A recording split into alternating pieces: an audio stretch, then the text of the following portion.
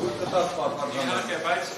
հնարավորություն կտրվի, բայց արդեն ավելի հարկոչ եղանքով ներկայացրեք, որ դատարաններ հնարավորություն ունենա եւ գնահատականների տվյալ։ Շնորհակալ եմ պատվարժան դատարան, անդրադառնալով կրկին պատգամավորի կարգավիճակ, լիազորությունների ստանձնում, կրկին նաև փաստաբանության հետ անալոգիայի հարցին,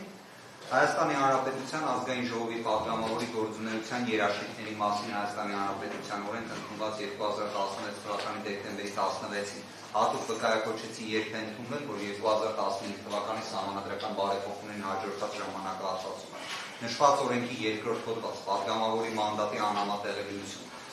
ամբողջությամբ բառացիորեն ցիտվում է 95-րդ հոդվածը, այնուհետև նշվում է պատգամավորական մանդատ ստանալուց հետո մեկ ամսվա ընթացքում պատգամավորը պարտավոր է թվարկում են գործողությունները դրանով իսկ 95-րդ հոդվածի հետ կապված մտահոգությունը խնդրում եմ ընթերցեք երբ հաուժի մեջ մտնում անցումային դրույթը հիմա ընթերցեք երբ հաուժի մեջ մտնում այդ օրենքը Այսինքն 2016 թվականի դեկտեմբերի 16-ին ընդունված օրենքի անցումային դրույթն է որ մեջբերում ես մի բան եմ ասում կմեջբերեք դուք կմեջբերեք Ես ազգային ժողովի նստաշրջանի բացման օրը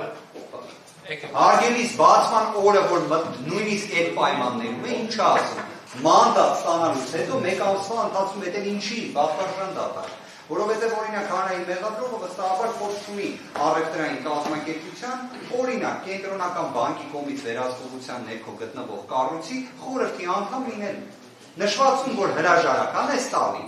մեկ ամիս տևում է որ հրաժարականի կարգավիճակը հաստատվի դրա համար այդ մեկ ամիսը տալիս է անհամատեղելիության հարցը սպառելու համար շարունակելով ոնց նկատեցինք պատվարժան դատարան ես տենց էլ չլսեցի կենտրոնական ընտրական հանձնաժողովի որոշման մասին որի պատճենը ուզում եմ դատարանին փոխանցել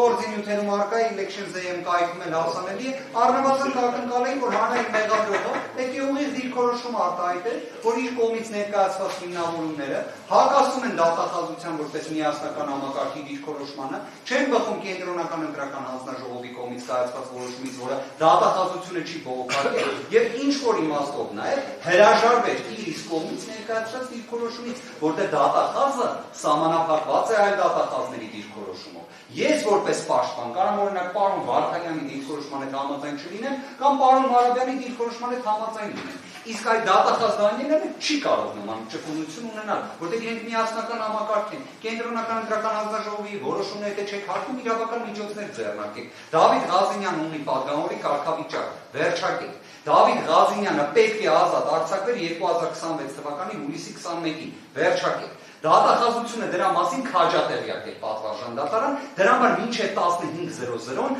մուտք է անում նշված գործով նյութերը դատարան նախաքննության ավարտը հայտարարելով մեղադրական եզրակացությունը հաստատելով ռեկորդային արագությամբ։ Ես այլ դեպք տենց չեմ տեսել, որ այս արագությունը լինի, բայց այդ ամբողջ արվելը մի բանի համար, որ այս արձանագրությունը ես չուղարկեմ դատախազություն, որտեղ ինձ համար արդեն պարզ է դատախազությունում էլ միատեսակ մոտեցում է հարցի մեկնաբանման, թե կարգավիճակը լիազորությունների ստանձումը նույնն է, թե չէ, որտեղ դատախազությունում մի քանիսը կարդացել են վճռաբեկ դատարանի նախադեպային որոշումը, որ այս հարցը ընդհանրապես սպառել է, մի քանիսը երևի չէին կարդացել։ Իրավաչափության պայմանների վերաբերյալ գրավը պատվարժան դատարան չի կարող լինի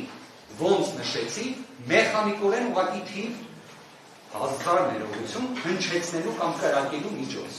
Այն պետք է լինի իրական եւ ոչ թե միայն բխի անձի գույքային դերությունից, այլ գործի հանգամանքներից։ Գործը գերես ներկայացրեց ում պետք է խոչընդոտի է,